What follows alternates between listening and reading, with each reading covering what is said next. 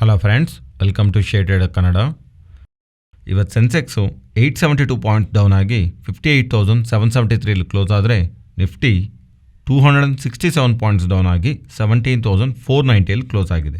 Virus bank Nifty 688 points down ಆಗಿ 38,297 close ಆಗಿದೆ.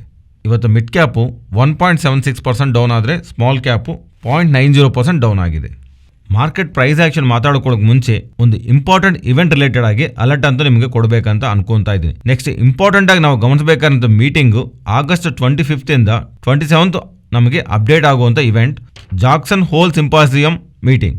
ಈ ಮೀಟಿಂಗ್ ಏನಕ್ಕೆ ಇಂಪಾರ್ಟೆಂಟ್ ಆಗುತ್ತೆ ಅಂದರೆ, ಯೂಶುವಲ್ ಆಗಿ ಈ ಥರ ನಡೆಯೋ ಪ್ರತಿ ಸಲಿನೂ ಈ ಮೀಟಿಂಗಲ್ಲಿ ಫೆಡ್ ಚೇರ್ಮನ್ ಅವರೊಂದು US ಒಂದು ಗ್ರೋತ್ ಬಗ್ಗೆ, ಇನ್ಫ್ಲೇಷನ್ ಬಗ್ಗೆ ಆ್ಯಂಡ್ ಬಡ್ಡಿ ರೇಟ್ಗಳ ಬಗ್ಗೆನೂ ಕಮೆಂಟ್ ಮಾಡ್ತಾರೆ. ಇಲ್ಲಿ ಡಿಸಿಷನ್ ತಗೊಳ್ಳಲ್ಲ. ಡಿಸಿಷನ್ ತಗೊಳ್ಳೋದು ಮಾತ್ರ US ಫೆಡ್ ಮೀಟಿಂಗಲ್ಲಿ ಮಾತ್ರನೇ. ಓನ್ಲಿ ಕಮೆಂಟ್ ಮಾತ್ರ ಮಾಡ್ತಾರೆ. ಆ ಕಮೆಂಟ್ಸಲ್ಲೇ ನಮಗೆ ಅರ್ಥ ಆಗುತ್ತೆ ಅಪ್ಕಮಿಂಗ್ ಟೈಮ್ಸಲ್ಲಿ ಇವರು ಯಾವ ವೇನಲ್ಲಿ ಇರ್ತಾರೆ. ಲೈಕ್ ಬಡ್ಡಿ ರೇಟ್ಗಳು ಜಾಸ್ತಿ ಮಾಡಬೇಕನ್ನೋ ವೇನಲ್ಲಿ ಇದ್ದಾರಾ, ಇಲ್ಲ ಕಮ್ಮಿ ಮಾಡಬೇಕನ್ನೋ ವೇಯಲ್ಲಿ ಇದ್ದಾರಾ ಅನ್ನೋದು.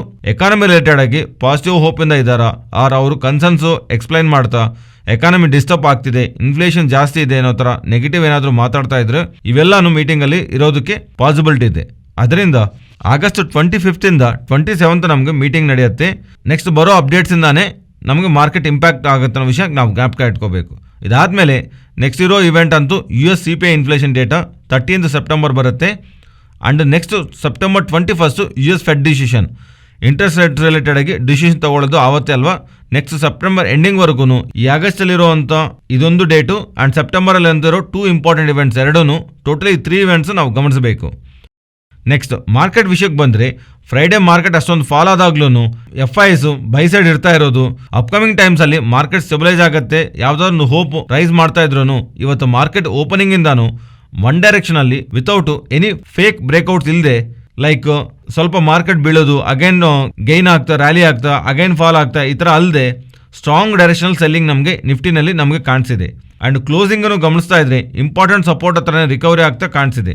ಮಾರ್ಕೆಟ್ ಪ್ರತಿ ರಿಕವರಿನಲ್ಲೂ ಇಂಟೆನ್ಸೆಂಟ್ ಸೆಲ್ಲಿಂಗ್ನ ಫೇಸ್ ಮಾಡ್ತಾ ಯಾವ ಸಪೋರ್ಟ್ಸ್ ಆದರೆ ಕನ್ಸಾಲಿಡೇಟ್ ಆಗಿದೆಲ್ಲ ಆ ಸಪೋರ್ಟ್ಸ್ನ ರೆಸಿಸ್ಟೆಂಟ್ ಆಗಿ ಕ್ಲಿಯರ್ ಆಗಿ ಫೇಸ್ ಮಾಡ್ತಾ ಇವತ್ತು ಡೌನ್ ಸೈಡ್ಗೆ ಹೋಗ್ತಾ ಇರೋದು ಬಿಯರ್ಸ್ ಒಂದು ಕಂಟ್ರೋಲ್ನ ಮಾರ್ಕೆಟ್ ರೆಪ್ರೆಸೆಂಟ್ ಮಾಡಿದ್ದೆ. ಆ್ಯಂಡ್ ಪ್ರೀವಿಯಸ್ಲಿ ನಾವು ಮಾತಾಡ್ಕೊಂಡು ಹಾಗೆ ಮಾರ್ಕೆಟ್ ಡೌನ್ ಸೈಡ್ಗೆ ಬರ್ತಾ ಇದ್ರೆ 17,800 ಬಿಲೋ ಕ್ಲೋಸ್ ಆಗೋದು ನೆಗೆಟಿವ್. ಬಟ್ ನಾನು ಬೆರಿಷ ಆಗಬೇಕಂದ್ರೆ ಆ ಟೈಮಲ್ಲೂ 17,640 ಯಾವಾಗಾದರೆ ಆ ಲೆವೆಲ್ಸ್ ಬ್ರೇಕ್ ಆಗಿ ಡೌನ್ ಸೈಡ್ಗೆ ಬರುತ್ತಲ್ಲ ಮಾರ್ಕೆಟ್ ಇಂಟ್ರಾಡೇನಲ್ಲಿ ಆರ್ ಕ್ಲೋಸಿಂಗ್ ಟೈಮ್ನಲ್ಲಿ ಹೋದ್ರು ದೆನ್ ಮಾರ್ಕೆಟ್ ರಿಲೇಟೆಡ್ ಆಗಿ ಪಾಸಿಟಿವ್ ಏನೋ ಚೇಂಜ್ ಮಾಡ್ಕೊಂತ ಹೇಳಿದ್ದೀನಿ.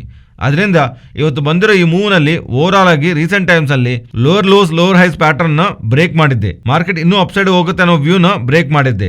ಸೊ ಇದರಿಂದ ಇಲ್ಲಿಂದ ಮಾರ್ಕೆಟ್ನ ಬೆರಿಷ್ ಆಗಿ ಮಾರ್ಕೆಟ್ ನೋಡ್ತಾ ಇದ್ದೀನಿ. ಟಿಲ್ ಮಾರ್ಕೆಟ್ ಅಗೈನ್ 17,800 ಅಬೌವ್ ಬಂದು ಡೈಲಿ ಕ್ಲೋಸಿಂಗ್ ನಡೆಯೋವರೆಗೂ ಇಲ್ಲಿಂದ 300 ಪಾಯಿಂಟ್ಸ್ ಅಪ್ಸೈಡ್ಗೆ ಇಫ್ ಮಾರ್ಕೆಟ್ನಲ್ಲಿ ನಿಜವಾಗ್ಲೂ ಸ್ಟ್ರೆಂತ್ ಇದ್ದರೆ ಅಟ್ಲೀಸ್ಟ್ ನೆಕ್ಸ್ಟ್ ಬರ್ತಿರೋಂಥ ಮೀಟಿಂಗ್ನಲ್ಲಾದ್ರೂ ಫೆಡ್ ಅವ್ರು ಏನಾದರೂ ಒಳ್ಳೆ ಪಾಸಿಟಿವ್ ಸ್ಟೇಟ್ಮೆಂಟ್ ಮಾಡ್ತಾ ಇದ್ರೆ ಸೆಲ್ಲಿಂಗ್ ಪ್ರೆಷರ್ ಅಬ್ಸರ್ವ್ ಆಗಿ ಬೈ ಫರ್ದರ್ ಆಗಿ ಮಾರ್ಕೆಟ್ ಟಾಪ್ ಸೈಡ್ಗೆ ಮೂವ್ ಆಗಬೇಕು. ಇವನ್ 100 or 200 points next trading session ಅಲ್ಲಿ ಮೂವ್ ಆಗ್ತಾ ಇದ್ರೂ ಅನ್ನೆಸೆಸರಿಲಿ ನಾವು ಬುಲ್ ಸೈಡ್ ಹೋದ್ರೆ ಅಗೈನ್ ಟ್ರಾಪ್ ಆಗೋದಕ್ಕೆ ಚಾನ್ಸಸ್ ಇದೆ.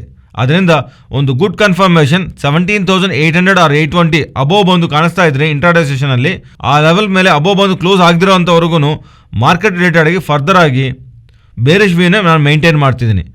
ಫ್ರೆಂಡ್ಸ್, ಈ ವಿಡಿಯೋನಲ್ಲಿ ನಾವು ಮಾಡ್ತಿರುವಂಥ ಎಫರ್ಟ್ಸ್ ನಿಮಗೆ ವ್ಯಾಲ್ಯುಬಲ್ ಆಗಿದ್ದರೆ ತಪ್ಪದೇ ನಮ್ಮ ವಿಡಿಯೋನ ಲೈಕ್ ಮಾಡಿ.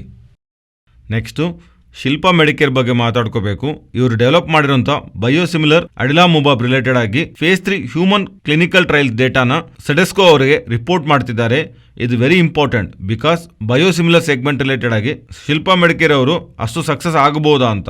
ಬಿಕಾಸ್ ಈ ಸೆಗ್ಮೆಂಟಲ್ಲಿ ಆಲ್ರೆಡಿ ಬಯೋಕಾನ್ ಅವರು ಈ ಥರ ಬೇರೆ ಕಂಪನೀಸು ಇದೆ ಬಯೋಸಿಮಿಲರ್ ಸೆಗ್ಮೆಂಟ್ನಲ್ಲಿ. ಆ ಥರ ಸೆಗ್ಮೆಂಟ್ನಲ್ಲಿ ಇವರಿಗೆ ಸಂಬಂಧಿಸಿರೋ ಇಂಪಾರ್ಟೆಂಟ್ ಡ್ರಗ್ ಅಡಿಲಾಮುಬಾಬ್ ಆಲ್ಮೋಸ್ಟ್ $19 ಬಿಲಿಯನ್ ಹತ್ರ ಮಾರ್ಕೆಟ್ ಇರುವಂಥ ಡ್ರಗ್ ಇದು. ಈ ಡ್ರಗ್ನ ಆರ್ಥೈಟಿಸ್ನಲ್ಲಿ, ಸೋರಿಯಾಸಿಸ್ನಲ್ಲಿ, ಅಲ್ಸರೇಟಿವ್ ಕೊಲಿಟಿಸ್ನಲ್ಲಿ ಯೂಸ್ ಮಾಡ್ತಾ ಇರೋಂಥ ಈ ಡ್ರಗ್. ಅದರಿಂದ ಈ ಥರ ಒಂದು ಡ್ರಗ್ ದಟ್ಟು ಬಯೋಸಿಮಿಲರ್ನ ಇವರು ಡೆವಲಪ್ ಮಾಡ್ತಾ ಫೇಸ್ 3 ಕ್ಲಿನಿಕಲ್ ಟ್ರಯಲ್ಸ್ನ ಹ್ಯೂಮನ್ ಕ್ಲಿನಿಕಲ್ ಟ್ರಯಲ್ ಡೇಟಾನ ಸೆಡೆಸ್ಕೋ ಅವ್ರಿಗೆ ರಿಪೋರ್ಟ್ ಮಾಡ್ತಾ ಇದ್ರಿಂದ ಫರ್ದರ್ ಆಗಿ ಇವರೇನಾದ್ರು ಲಾಂಚ್ ಮಾಡೋಕೆ ಆಗ್ತಾ ಇದ್ರೆ ಆ್ಯಂಡ್ ಆ ಕಂಪನಿ ಹೇಳ್ತಿರೋದು ಇಂಡಿಯಾನಲ್ಲಿ ಆ್ಯಂಡ್ ಅಬ್ರಾಡ್ ಟೋಟಲು ಸೇರಿ 2022 ಎಂಡ್ಗೆಲ್ಲ ಇದು ನಾವು ಕಮರ್ಷಿಯಲೈಸ್ ಮಾಡ್ತೀವಿ, ಸೆಲ್ ಮಾಡ್ತೀವಿ ಅನ್ನೋ ಥರ ಕಾನ್ಫಿಡೆಂಟ್ ಆಗಿ ಮಾತಾಡ್ತಾ ಇದ್ದೇನೆಂದ ಇವತ್ತು ಇವನ್ ಮಾರ್ಕೆಟ್ ಬೀಳ್ತಾ ಇದ್ರೂ ಸ್ಟಾಕ್ ಇಂಟ್ರಾಡೇ ಸೆಷನಲ್ಲಿ ನಿಯರ್ ಟು 1% ಹತ್ರ ಗೈನ್ಸ್ ಅಲ್ಲಿ ಎಂಡ್ ಆಗಿದೆ. ಇಂಟ್ರಾಡೇನಲ್ಲಿ ಆಲ್ಮೋಸ್ಟ್ ಸ್ಟಾಕ್ 407 ವರೆಗೂ ರ್ಯಾಲಿ ಆಗಿ ಸ್ಟಾಕ್ ಪಾಸಿಟಿವ್ ಆಗಿ ಮೂವ್ ಆಗಿದೆ. ಇದಾದ್ರೆ ಒಂದು ಇಂಪಾರ್ಟೆಂಟ್ ಡೆವಲಪ್ಮೆಂಟ್. ಈ ಸ್ಟಾಕ್ನಲ್ಲಿ ಇನ್ವೆಸ್ಟ್ಮೆಂಟ್ ಮಾಡೋರಿಗೆ ಬಯೋಸಿಮಿಲರ್ ಸೆಗ್ಮೆಂಟ್ ರಿಲೇಟೆಡ್ ಆಗಿ ಇವರಿಗೆ ಸ್ಟ್ರೆಂತ್ ಅಂಡ್ R&Dಗೆ ಈ ಡ್ರಗ್ ಇಂದ ರಿಲೇಟೆಡ್ ಆಗಿ ಬರುವಂಥ ಅಪ್ರೂವಲ್ಸ್ನಲ್ಲಿ ಪ್ರೂವ್ ಆಗುತ್ತೆ. ಅದರಿಂದ ಈ ಬಯೋಸಿಮಿಲರ್ ಅಡಿಲಾಮುವಾಪ್ ರಿಲೇಟೆಡ್ ಆಗಿ ಫರ್ದರ್ ಆಗಿ ಅಪ್ಡೇಟ್ಸ್ ನಾವು ಶಿಲ್ಪಾ ಮೆಡಿಕೇರ್ ರಿಲೇಟೆಡ್ ಆಗಿ ನಾವು ಕ್ಲೋಸ್ ಆಗಿ ಗಮನಿಸಬೇಕಾಗತ್ತೆ. ನೆಕ್ಸ್ಟು ಜೊಮೊಟೊ ಬಗ್ಗೆ ಮಾತಾಡ್ಕೋಬೇಕು. ಜೊಮೊಟೊ ಸ್ಟಾಕ್ ರಿಲೇಟೆಡ್ ಆಗಿ ಪ್ರೀವಿಯಸ್ಲಿ ಜೆಫ್ರೀಸ್ ಅವರು, ಕ್ರೆಡಿಟ್ ಸೂಸ್ ಅವರು ಪಾಸಿಟಿವ್ ಆಗಿ ಸ್ಟೇಟ್ಮೆಂಟ್ ಮಾಡ್ತಾ ಬಂದಿದ್ದಾರಲ್ವಾ. ಬಟ್ ಈಗ ನೋಮುರಾ ಅವರು ಜೊಮೊಟೊ ಸ್ಟಾಕ್ ರಿಲೇಟೆಡ್ ಆಗಿ ರೆಡ್ಯೂಸ್ ರೆಕಮೆಂಡೇಶನ್ಸ್ ಕೊಡ್ತಾ ಸ್ಟಾಕ್ ಟಾರ್ಗೆಟ್ನ ₹50 ಪರ್ ಶೇರ್ ಆಗಿ ಇವರು ಎಕ್ಸ್ಪೆಕ್ಟ್ ಮಾಡ್ತಾ ಇರೋ ಹತ್ರ. ಇದಕ್ಕೆ ರೀಸನ್ ಫುಡ್ ಡೆಲಿವರಿ ಬಿಸ್ನೆಸ್ ನಲ್ಲಿ ಡಬಲ್ ಡಿಜಿಟ್ ಮಾರ್ಜಿನ್ ಕಂಟ್ರಿಬ್ಯೂಷನ್ ನ ತಗೊಂಬರೋದು ತುಂಬಾ ಕಷ್ಟ. ಇವನ್ ಡೆಲಿವರಿ ಫೀಸ್ನು ಜಾಸ್ತಿ ಮಾಡ್ತಾ ಇದ್ರು, ಕಮಿಷನ್ ಫ್ರಮ್ ರೆಸ್ಟೋರೆಂಟ್ ಜಾಸ್ತಿ ಮಾಡ್ತಾ ಇದ್ರೆ ಈ ಫುಡ್ ಡೆಲಿವರಿ ಸೆಗ್ಮೆಂಟ್ ರಿಲೇಟೆಡ್ ಆಗಿ ಅಷ್ಟೊಂದು ಸ್ಟ್ರಾಂಗ್ ಗ್ರೋತ್ ನೋಡೋಕ್ಕಾಗಲ್ಲ. ಅದರಿಂದ ಈ ಫುಡ್ ಡೆಲಿವರಿ ಸೆಗ್ಮೆಂಟ್ ರೆವೆನ್ಯೂಸ್ನಲ್ಲಿ ಬೈ FY27 ವರ್ಗೂ ಅಷ್ಟು ಸ್ಟ್ರಾಂಗ್ ಗ್ರೋತ್ನ ಇವರು ಎಕ್ಸ್ಪೆಕ್ಟ್ ಮಾಡೋಕ್ಕಾಗಲ್ಲ ಅಂತ. ಇಲ್ಲಿಂದ ಸ್ವಲ್ಪ ಮಾಡ್ರೇಟ್ ಗ್ರೋತ್ ಇರುತ್ತೆ. ಅದರಿಂದ ಇಷ್ಟು ವ್ಯಾಲ್ಯೂಯೇಷನ್ ನಲ್ಲಿ ಸ್ಟಾಕ್ ನೋಡಬೇಕಾಗಿಲ್ಲ. ನಾವು ₹50 ಪರ್ ಶೇರ್ ಟಾರ್ಗೆಟ್ನ ಎಕ್ಸ್ಪೆಕ್ಟ್ ಮಾಡ್ತಾ ಇರೋ ಥರ ನೋಮುರಾ ಅವರು ಜೊಮೊಟೊ ರಿಲೇಟೆಡ್ ಆಗಿ ರಿಡ್ಯೂಸ್ ರೇಟಿಂಗ್ನ ಕೊಡ್ತಾ ಇದ್ದಾರೆ. Next Kotak Mahindra bank related ಆಗಿ ಮಾತಾಡ್ಕೋಬೇಕು. ಇಂಡಿಯಾನಲ್ಲಿ ನಿಫ್ಟಿ ಇಂಡೆಕ್ಸ್ ಯಾವ ಥರನೋ ಅದೇ ಥರ ಲಂಡನ್ನಲ್ಲಿ FTSE ಇಂಡೆಕ್ಸ್, FTSE ಅಂದರೆ financial time stock exchange, actual ಆಗಿ ಮಾರ್ಕೆಟ್ ಇರುವಂಥ ಎಕ್ಸ್ಪೆಕ್ಟೇಷನ್ ಪ್ರಕಾರ ಈ ಇಂಡೆಕ್ಸ್ ಒಂದು ರೀಬ್ಯಾಲೆನ್ಸ್ ನಲ್ಲಿ ಕೊಟಕ್ ಮಹೇಂದ್ರ ಬ್ಯಾಂಕ್ ಇರತ್ತಂತ ಪ್ರೆಸೆಂಟ್ ಇರುವಂತ ಶೇರ್ ಹೋಲ್ಡಿಂಗ್ ಪ್ಯಾಟರ್ನ್ ಪ್ರಕಾರ ಇದರ value Kotak Mahindra bank inclusion ಮಾಡಿಲ್ಲ. ಅಂಡ್ ಶೂರ್ ಆಗಿ ನೆಕ್ಸ್ಟ್ ರೀಬ್ಯಾಲೆನ್ಸಿಂಗ್ ನಲ್ಲಿ ಡಿಸೆಂಬರ್ 2021 ನಡೀತಾ ಇದ್ರಲ್ಲ, ಈ ರೀಬ್ಯಾಲೆನ್ಸಿಂಗ್ ಅಲ್ಲಂತೂ ಕೊಟಕ್ ಮಹೇಂದ್ರ ಬ್ಯಾಂಕ್ ಅಂತೂ ಇರುತ್ತೆ. ಬಟ್ ಈ ಸಲ ನಡೀತಾ ಇರುವಂತ ಈ ರೀಬ್ಯಾಲೆನ್ಸಿಂಗ್ ನಲ್ಲಿ ಕೊಟಕ್ ಮಹೇಂದ್ರ ಇರುತ್ತೆ ಅಂತ ಅನ್ಕೊಂಡಿದ್ದಾರೆ. ಆದ್ರೆ ಅದು ಇಲ್ದಿರೋ ಕಾರಣವಾಗಿ ಸ್ಟಾಕ್ ರಿಲೇಟೆಡ್ ಆಗಿ ಸೆಲ್ಲಿಂಗ್ ಪ್ರೆಷರ್ ನ ಕ್ರಿಯೇಟ್ ಮಾಡಿದೆ. ಇಲ್ಲಿ ಯಾವ ತರ ಆದ್ರೆ ನಿಫ್ಟಿ ಇಂಡೆಕ್ಸ್ ನಲ್ಲಿ ಒಂದು ಸ್ಟಾಕ್ ಆಡ್ ಆಗ್ತಾ ಇದ್ರೆ ನಿಫ್ಟಿ ಇಂಡೆಕ್ಸ್ ನ ಬೇಸ್ ತಗೊಂಡು ಫಾಲೋ ಆಗಿ ಹೋಗ್ತಿರೋಂತ ಮ್ಯೂಚುವಲ್ ಫಂಡ್ಸ್ ಅಂತೂ ಇನ್ವೆಸ್ಟ್ಮೆಂಟ್ ಮಾಡ್ತಾರಲ್ವಾ, ಅದೇ ತರ ಅಲ್ಲಿ ಇಂಡೆಕ್ಸ್ ಅಲ್ಲಿ ಕೊಟಕ್ ಮಹೇಂದ್ರ ಬ್ಯಾಂಕ್ ಆಡ್ ಆಗ್ತಾ ಇದ್ರೆ ಇಂಡೆಕ್ಸ್ ನ ಬೇಸ್ ಮಾಡ್ಕೊಂಡು ಇನ್ವೆಸ್ಟ್ ಮಾಡೋರು ಫಂಡ್ಸ್ ನ ಫ್ಲೋ ಮಾಡ್ತಾರಲ್ವಾ. ಅದರಿಂದ MSCI ಆದ್ರೂ FTSE ಆದ್ರೂ ಇಂಡೆಕ್ಸ್ ನಲ್ಲಿ ಸ್ಟಾಕ್ಸ್ ಬರ್ತಾ ಇದ್ರೆ ಇನ್ಕ್ಲೂಷನ್ ಅಲ್ಲಿ ಬರ್ತಾ ಇದೆ ಅಂದ್ರೆ ಅವಾಗ ಸ್ಟಾಕ್ಸ್ ಪಾಸಿಟಿವ್ ಆಗಿ ರಿಯಾಕ್ಟ್ ಆಗುತ್ತೆ. ಅದೇ ಆಲ್ರೆಡಿ ಎಕ್ಸ್ಪೆಕ್ಟೇಷನ್ ಪ್ರಕಾರ ಖಂಡಿತವಾಗ್ಲೂ ಇನ್ಕ್ಲೂಷನ್ ಹೋಗದೇ ಇರೋ ಕಾರಣವಾಗಿ ಅದ್ರ ರಿಲೇಟೆಡ್ ಆಗಿ ಪ್ರೀವಿಯಸ್ಲಿ ಬಿಲ್ಡ್ ಆಗಿರುವಂಥ ಪಾಸಿಟಿವ್ ಸೆಂಟಿಮೆಂಟ್ ಬ್ರೇಕ್ ಆಗುತ್ತೆ. ಅದರಿಂದ ಸೆಲ್ಲಿಂಗ್ ಪ್ರೆಷರ್ ನಾವು ಇವತ್ತು ನೋಡಿದ್ವಿ. ಅಂಡ್ FTSE ಇಂಡೆಕ್ಸ್ ಅಲ್ಲಿ ಯಾವ್ಯಾವ ಕಂಪನೀಸು ಮಿಡ್ ಕ್ಯಾಪ್ ಇಂದ ಲಾರ್ಜ್ ಕ್ಯಾಪ್ ಬರ್ತಿದೆ ಅಂಡ್ ಲಾರ್ಜ್ ಕ್ಯಾಪ್ ಅಲ್ಲಿ ಇರುವಂತ ರಿಮೂವ್ ಮಾಡ್ತಿರೋದು. ಇಲ್ಲಿ ರಿಮೂವ್ ಅಂದ್ರೆ ಏನು ಮೀನಿಂಗ್ ಲಾರ್ಜ್ ಕ್ಯಾಪ್ ಇಂದ ಮಿಡ್ ಕ್ಯಾಪ್ಗೆ ಹೋಗುತ್ತೆ. ಅಂಡ್ ಸ್ಮಾಲ್ ಕ್ಯಾಪ್ ಸೆಗ್ಮೆಂಟ್ ಅಲ್ಲಿ ಹೊಸದಾಗಿ ಆಡ್ ಮಾಡ್ತಾ ಇರೋ ಡೇಟಾ ಎಲ್ಲ ನಿಮಗೆ ಈ ಸ್ಕ್ರೀನ್ ಮೇಲೆ ಇರುತ್ತೆ. ನೆಕ್ಸ್ಟು ಗ್ರೀನ್ಲ್ಯಾಮ್ ಇಂಡಸ್ಟ್ರೀಸ್ ಬಗ್ಗೆ ಮಾತಾಡ್ಕೋಬೇಕು. ಇವರು ಪ್ರೀವಿಯಸ್ಲಿ ಮ್ಯಾನುಫ್ಯಾಕ್ಚರಿಂಗ್ ಫೆಸಿಲಿಟಿ ರಿಲೇಟೆಡ್ ಆಗಿರುವಂಥ ಕೆಪಾಸಿಟಿನಿ ಜಾಸ್ತಿ ಮಾಡ್ಕೊತೀವಂತ ಅಪ್ಡೇಟ್ ಮಾಡಿದ್ದಾರಲ್ವಾ. ಅದರ ರಿಲೇಟೆಡ್ ಆಗಿ ಕಮರ್ಷಿಯಲ್ ಪ್ರೊಡಕ್ಷನ್ ಗುಜರಾತಲ್ಲಿರುವಂಥ ನ್ಯೂ ಮ್ಯಾನುಫ್ಯಾಕ್ಚರಿಂಗ್ ಕೆಪಾಸಿಟಿ ರಿಲೇಟೆಡ್ ಆಗಿ ಸ್ಟಾರ್ಟ್ ಮಾಡಿರೋ ಥರ ಹೇಳ್ತಿದ್ದಾರೆ. ಸೊ ಎಕ್ಸಿಸ್ಟಿಂಗ್ ಆಗಿದ್ದ ಇವರ ಟಾಪ್ ಲೈನ್ ರೆವೆನ್ಯೂಸ್ಗೆ ಈಗ ಹೊಸದಾಗಿ ಬರ್ತಿರೋಂಥ ಕೆಪಾಸಿಟಿ ಮ್ಯಾನುಫ್ಯಾಕ್ಚರಿಂಗ್ ಕೆಪಾಸಿಟಿ ಆ್ಯಡ್ ಆಗ್ತಾ ಇರೋ ಕಾರಣವಾಗಿ annual revenue near to 150 crores ಹತ್ರ ಹೊಸದಾಗಿ ಬರ್ತಿರೋಂಥ ಕೆಪಾಸಿಟಿ ಮೂಲಕ ಆ್ಯಡ್ ಆಗುತ್ತೆ. ಅದರಿಂದ ಇವರು ಪ್ರೀವಿಯಸ್ಲಿ ಇವ್ರ ಕೆಪಾಸಿಟಿ ಜಾಸ್ತಿ ಮಾಡ್ಕೊಂತದಾಗ ಹೇಳಿದಾಗ ಸ್ಟಾಕ್ ಬೆಳೆದಿದೆ ಅಲ್ವಾ, ಆ ಥರ ಜಾಸ್ತಿ ಮಾಡ್ತೀವಿ ಅಂತ ಹೇಳಿದಾಗ ಕೆಪಾಸಿಟಿನ ಈಗ ಕಮರ್ಷಿಯಲ್ ಆಗಿ ಸ್ಟಾರ್ಟ್ ಮಾಡಿದೀವಿ ಅಂತ ಅಲ್ಲಿ ಪ್ರೊಡಕ್ಷನ್ ಸ್ಟಾರ್ಟ್ ಆಗುತ್ತೆ. ಇದಕ್ಕೆ ಕಾರಣವಾಗಿ ನಮ್ಮ ಟಾಪ್ ಲೈನ್ ಇಂಪ್ರೂವ್ ಆಗುತ್ತೆ ಅಂತ ಕಂಪ್ನಿಯಿಂದ ಬರ್ತಿರೋಂಥ ಅಪ್ಡೇಟ್ಸಿಂದ ಇವತ್ತು ಸ್ಟಾಕ್ ನಿಯರ್ಲಿ ಹೈಗೆ ಹೋಗಿ 377 ವರೆಗೂ ರೀಚ್ ಆಗಿ ಕ್ಲೋಸಿಂಗ್ ನಿಯರ್ ಟು 3% ಆಗಿ ಪಾಸಿಟಿವ್ ಆಗಿ ಕ್ಲೋಸ್ ಆಗಿದೆ. ನೆಕ್ಸ್ಟು ಪೇಟಿಎಂ ಬಗ್ಗೆ ಮಾತಾಡ್ಕೋಬೇಕು. Company present MD and CEO ಆಗಿರೋಂಥ ವಿಜಯ್ ಶೇಖರ್ ಶರ್ಮಾ ಅವರು ಅದೇ ಪೊಸಿಷನ್ ಅಲ್ಲಿ ಶೇರ್ ಹೋಲ್ಡರ್ಸ್ ಕಂಟಿನ್ಯೂ ಮಾಡ್ತಾರಾ ಅಥವಾ ಇಲ್ಲ ಅಂತ, ಬಿಕಾಸ್ ಅವರ ಪೊಸಿಷನ್ ಇಂದ ರಿಮೂವ್ ಮಾಡಿ ಒಂದು ಪ್ರೊಫೆಷನಲ್ CEO ಅಂತ ತಗೋಬರ್ಬೇಕನ್ನೋ ತರ ಅಡ್ವೈಸರಿ ಕಮಿಟಿ ಶೇರ್ ಹೋಲ್ಡರ್ಸ್ ನ ಇನ್ಸ್ಟ್ರಕ್ಟ್ ಮಾಡಿತ್ತು.